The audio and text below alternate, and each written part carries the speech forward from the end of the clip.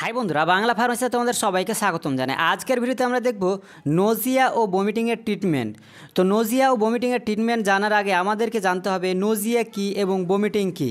তো নোজিয়া হচ্ছে বমি বমি ভাব। যখন কোনো প্যাশেন্ট বমি বমি ভাব ফিল করে সেই কন্ডিশনটাকে বলা হয় নোজিয়া, এবং তার পরবর্তী স্টেপ হচ্ছে বমিটিং। অর্থাৎ যখন আমাদের স্টোমাক বা পেট থেকে কোনো কিছু খাওয়ার মুখ দিয়ে বাইরে বেরিয়ে আসে, তো সেই কন্ডিশনটাকে বলা হয় বমিটিং। আর এই কন্ডিশনে বমিটিং বা নোজিয়াকে ঠিক করার জন্য যে সমস্ত ওষুধগুলো একজন ডাক্তারবাবু একজন প্যাশেন্টকে রেকমেন্ড করে তা বিস্তারিত জানবো এই ভিডিওর মাধ্যমে। তো তোমরা দেখছো বাংলা ফার্মেসি, আমি ফার্মাসিস্ট মাসুদ আলম আজকে আছি তোমাদের সাথে। তো চলো ভিডিওটি শুরু করা যাক। তো প্রথমে আমরা দেখে নেব যে কজ অফ বমিটিং, অর্থাৎ বমি কী কারণে হতে পারে, তার কারণগুলো কী কী। এক নম্বর হচ্ছে ইন্টারনাল কজেস, এছাড়াও এক্সটার্নাল কজেস। ঠিক আছে, কিছু ইন্টারনাল কজেস রয়েছে আর এক্সটার্নাল কজেস। তো ইন্টারনাল কজেস কোনগুলো, যেমন রয়েছে হেডেক। যদি কোনো প্যাশেন্টের মাইগ্রেনের সমস্যা অথবা মাথা ব্যথার সমস্যা থাকে তো সেক্ষেত্রে হতে পারে। এছাড়াও যদি কোনো প্যাশেন্টের ভাইরাল ইনফেকশন থাকে তবে সেক্ষেত্রে হতে পারে। এছাড়া কোনো প্যাশেন্টেরকে যদি হার্ট অ্যাটাক আসে তবে সেক্ষেত্রে এই নোজিয়া বা বমিটিং হতে পারে। এছাড়াও সেভার পেন, এছাড়াও অ্যাবডোমিনাল সোর্স অর্থাৎ পেটের কোনো সমস্যা যদি থাকে তো সেক্ষেত্রে হতে পারে। এছাড়াও অনেক সময় প্রেগনেন্সি কন্ডিশনে এই নোজিয়া বা বমিটিং হয়ে থাকে। এগুলো হচ্ছে ইন্টারনাল কজেস। এবার দেখে নেব এক্সটার্নাল। সেটা কি, মোশন সিকনেস। কোনো ব্যক্তি যদি গাড়িতে ভ্রমণ করে তো সেক্ষেত্রে হতে পারে। এছাড়াও অ্যালকোহল পয়জনিংয়ের কারণে হতে পারে। এছাড়াও ফুড পয়জনিংয়ে হতে পারে। এছাড়াও কোনো ব্যক্তি যদি মেডিসিন নেয় তো সেই মেডিসিনের সাইড ইফেক্টের কারণে হতে পারে। তো আশা করি তোমরা কারণগুলো বুঝতে পেরেছ। এবার দেখে নেব সিমটমস অফ নোজিয়া অ্যান্ড বমিটিং, অর্থাৎ লক্ষণগুলো কী কী। অর্থাৎ নোজিয়া বমিটিং হলে কি কি সমস্যা একজন প্যাশেন্টের মধ্যে দেখতে পাওয়া যাবে বা একজন প্যাশেন্ট ফিল করবে। অ্যাবডোমিনাল ডিসকমফর্ট, অর্থাৎ তলপেটে অস্বস্তিকর বোধ। অ্যাবডোমিনাল ক্র্যাম্পস অর পেন, তলপেটে খিঁচুনি ব্যথা। এছাড়াও বিটার টেস্ট ইন মাউথ, মুখে তিতে ভাব। এছাড়াও সামটাইম হেডেক অর ডিজিনেস, মাথা ব্যথা এবং মাথা ঘোরা সমস্যা থাকবে। এছাড়াও loss of appetite and physical fatigue. এছাড়াও কী হবে, খিদে কমে যাবে এবং শারীরিক ক্লান্তিবোধ মনে হবে। ঠিক আছে, প্রচুর ক্লান্তিবোধ মনে হবে। এই সমস্যাগুলো দেখতে পাওয়া যাবে একজন নোজিয়া অ্যান্ড বমিটিং প্যাশেন্টের মধ্যে। এবার দেখে নেব ডায়াগনোসিস। এই নোজিয়া বমিটিং হলে একজন প্যাশেন্টের কী কী ডায়াগনোসিস করানো যায়। এক নম্বর হচ্ছে ফিজিক্যাল এক্সামিনেশান। ঠিক আছে, প্যাশেন্টকে ঠিকভাবে লক্ষ্য করতে হবে বা দেখতে হবে।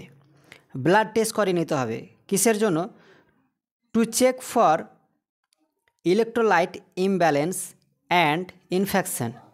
ঠিক আছে, অর্থাৎ আমাদের শরীরে ইলেকট্রোলাইটের ঘাটতি হয়েছে নাকি অথবা আমাদের শরীরে কোনো ইনফেকশন রয়েছে নাকি তার জন্য করে নিতে হবে। ইউরিন অ্যানালাইসিস করে নিতে হবে। কেন? To check for dehydration or other possible causes. ঠিক আছে, শরীরে কোনো ডিহাইড্রেশন অথবা আদার্স কোনো সমস্যা রয়েছে নাকি সেটা জানতে পারা যাবে। এছাড়াও আলট্রাসাউন্ড ওর সিটি স্ক্যান করানো যায়, যার মাধ্যমে আমাদের শরীরের কোনো অর্গ্যানের কোনো সমস্যা রয়েছে নাকি, কোনো প্রবলেম রয়েছে নাকি তা জানতে পারা যায়। এছাড়াও গ্যাস্ট্রোস্কোপি, অর্থাৎ প্যাশেন্টের মধ্যে কোনো গ্যাসের সমস্যা রয়েছে নাকি তা জানতে পারা যায়। তো এগুলো হচ্ছে ডায়াগনোসিস। আর এই ডায়াগনোসিসের মাধ্যমে আমরা এর সমস্যা বা কারণগুলো আমরা জানতে পারি। তো চলো দেখে নেব এখন ট্রিটমেন্ট। তো ট্রিটমেন্ট হিসেবে একজন প্যাশেন্টকে কোন কোন ওষুধগুলো দেওয়া যেতে পারে, নোজিয়া বমিটিং ঠিক করার জন্য কোন কোন ওষুধগুলো আমরা দিতে পারি। তো অ্যান্টি ইমেটিক ড্রাগস, যেটা বমি বা নোজিয়া ফিলটাকে ঠিক করে। ঠিক আছে, এগুলো মার্কেটে ট্যাবলেট ও ইঞ্জেকশন ফর্মে আসে। অ্যাডাল্টের জন্য দিতে হবে অনডেনসেট্রন। ঠিক আছে, অনডেনসেট্রন যেটা মার্কেটে জফ্রান 4 mg ট্যাবলেট আসে এবং একটি করে ট্যাবলেট দিনে 2 বার দেওয়া যায় একজন অ্যাডাল্ট পেশেন্টকে। এছাড়াও অনডেম নামে আসে, অনডেম 4 mg ট্যাবলেট, যেটি একটি করে ট্যাবলেট দিনে 2 বার দেওয়া যায়। এছাড়াও এমসেট নামে আসে, এই অনডেনসেট্রন এমসেট নামে আসে 4 mg ট্যাবলেট, যেটা একটি করে ট্যাবলেট দিনে 2 বার দেওয়া যায়। এই 3টি মেডিসিনে একই কম্পোজিশন থাকে, যেটা হচ্ছে অনডেনসেট্রন, যে কোনো একটা দিতে পারে।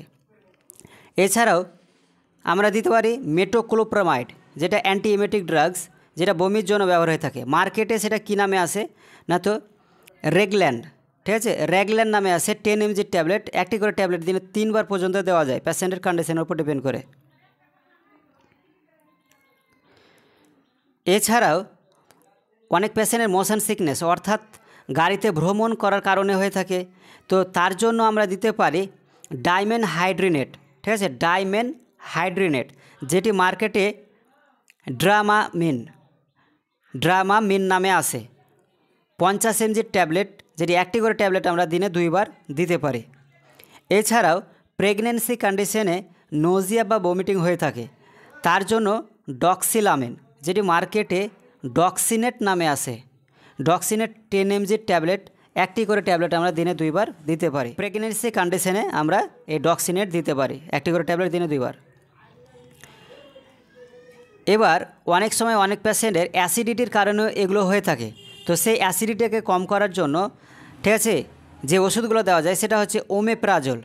20 mg ক্যাপসুল বা ট্যাবলেট ফর্মে আসে, যেটি একটি ক্যাপসুল সকাল সকাল খালি পেটে খেতে বলা হয়।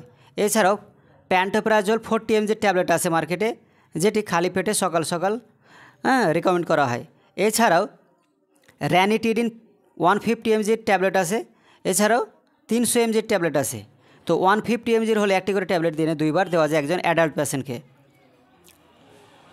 তো আশা করি তোমরা বুঝতে পেরেছো যে ভমিটিং ঠিক করার জন্য কোন কোন ওষুধগুলো ব্যবহার হতে পারে বা একজন পেশেন্টকে দেওয়া যেতে পারে। নোজিয়া ভমিটিংয়ের জন্য যে সমস্ত ওষুধগুলো ব্যবহার হয়ে থাকে এবং আমরা তাদের নাম জানলাম, এখন একটু আমরা বিস্তারিত তাদের ডোজ সম্পর্কে জেনে নেব। ভিডিওটি ভালো লাগলে ভিডিওটিকে লাইক করে দেবে এবং আমাদের সাথে থাকার জন্য বাংলা ফার্মেসিকে সাবস্ক্রাইব করে দেবে। এবং এই ভিডিওটি শুধুমাত্র লার্নিং পারপাসে মেডিকেল স্টুডেন্টদের জন্য তৈরি করা হয়েছে, সাধারণ ব্যক্তি কোনো মেডিসিন এই ভিডিও দেখে নেবে না। তো এবার দেখে নেব অ্যাডাল্ট পেশেন্টকে ভমিটিং ঠিক করার জন্য যে ওষুধগুলো ব্যবহার হয়ে থাকে তার বিস্তারিত বর্ণনা।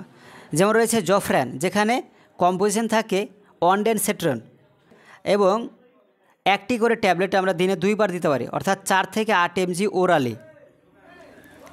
এই জফরান ইনজেকশন ফর্মে আসে, ঠিক আছে, যদি ট্যাবলেটে কাজ না হয় তবে আমরা ইনজেকশন দিতে পারি। আর এই জফরান 8 ঘন্টা অন্তর অন্তর আমরা প্রয়োজনে দিতে পারি, ঠিক আছে। এছাড়াও বাচ্চাদের ক্ষেত্রে যদি এই ঘটনা ঘটে যে নোজিয়া বা ভমিটিং হচ্ছে, তো সেক্ষেত্রে এই অনডেনসেট্রন কতটা দেওয়া যায়, ঠিক আছে, অনডেনসেট্রন দিতে হবে 0.15 mg পার কেজি হিসাবে ক্যালকুলেশন করে। এছাড়াও বমির জন্য যেটা ব্যবহার হয় বললাম রেগল্যান্ড, যেখানে মেটোক্লোপ্রামাইড থাকে, ঠিক আছে, মেটোক্লোপ্রামাইড কম্পোজিশন থাকে, এটা বমির জন্য ব্যবহার হয়ে থাকে। তো এই রেগল্যান্ড একজন অ্যাডাল্ট পেশেন্টের জন্য ডোজটা কী হবে, 10 mg TDS।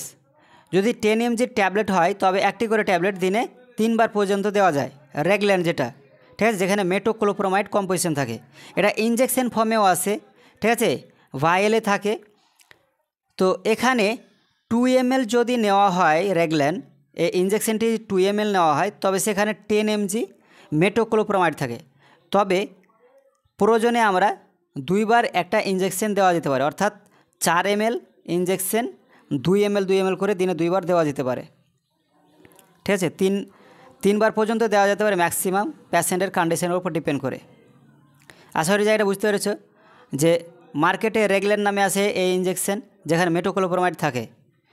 এবার বাচ্চাদের ক্ষেত্রে ক্যালকুলেশনটা কী হবে এই রেগল্যান্ড, ঠিক আছে, মেটোক্লোপ্রামাইডের, তো সেটা হবে 0.2 mg পার কেজি হিসাবে। আবার যেটা বললাম, কোনো পেশেন্টের মোশন সিকনেসের কারণে যদি ভমিটিং বা নোজিয়া ফিল হয় তবে দেওয়া যেতে পারে কি ড্রামামিন, মার্কেটে ড্রামামিন নামে আসে, যেখানে ডাইমেন হাইড্রিনেট কম্পোজিশন থাকে। তোমরা দেখে নাও এখানে ড্রামামিন। এর ডোজটা জেনে নেব আমরা।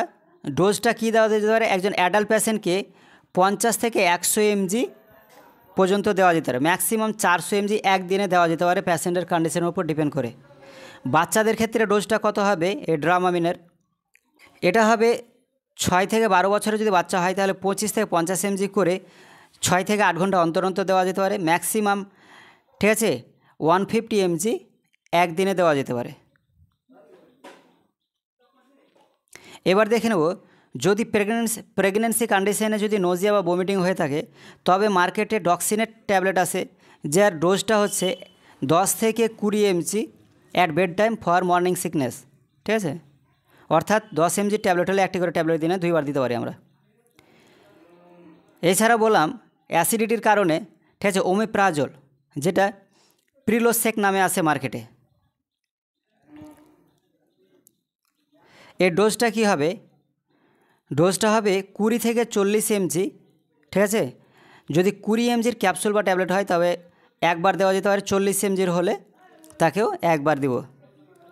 অর্থাৎ গ্যাসের ওষুধগুলো খালি পেটে সকাল সকাল দেওয়া যায় বা দেওয়া হয়ে থাকে। অ্যাডাল্টের জন্য ঠিক আছে, অ্যাডাল্ট পেশেন্টের জন্য এই র্যানট্যাক জিনট্যাক অ্যাসিলক নামে আছে, যেটা অ্যাসিডিটির জন্য ব্যবহার হয়ে থাকে। ঠিক আছে, এই 150 mg ট্যাবলেটগুলো দিনে 2 বার দেওয়া যায়, একটি করে ট্যাবলেট দিনে 2 বার দেওয়া যায়। বাচ্চাদের ক্ষেত্রে 5 থেকে 10 mg পার কেজি পার ডে হিসাবে দিতে হবে এই র্যানিটিডিন, অ্যাসিলক, জিনটেক এগুলো। ওআরএস ঠিক আছে, ওরাল রিহাইড্রেশন সল্ট, যেটা একজন নোজিয়া বা বমিটিং পেশেন্টকে দেওয়া হয়, কারণ কোনো পেশেন্টের বমি হলে আমাদের ওয়াটার লস হয়। ঠিক আছে, যার কারণে ওআরএস দিলে আমাদের শরীরের ইলেকট্রোলাইট যে রয়েছে তার ব্যালেন্স ঠিক থাকে। এছাড়াও ডায়েটারি অ্যাডজাস্টমেন্ট লক্ষ্য রাখতে হবে, যার কারণে কি করতে হবে, পেশেন্টকে heavy, grassy and spicy food avoid করতে হবে। এই নোজিয়া বমিটিং কন্ডিশনে পেশেন্টকে স্পাইসি ফুড বিশেষ করে অ্যাভয়েড করতে হবে। তো এই ছিল আজকের ভিডিও। যদি ভিডিওটি ভালো লাগে তো অবশ্যই ভিডিওটিকে লাইক করে দেবে এবং আমাদের সাথে থাকার জন্য বাংলা ফার্মেসিকে সাবস্ক্রাইব করে দেবে। Thank you.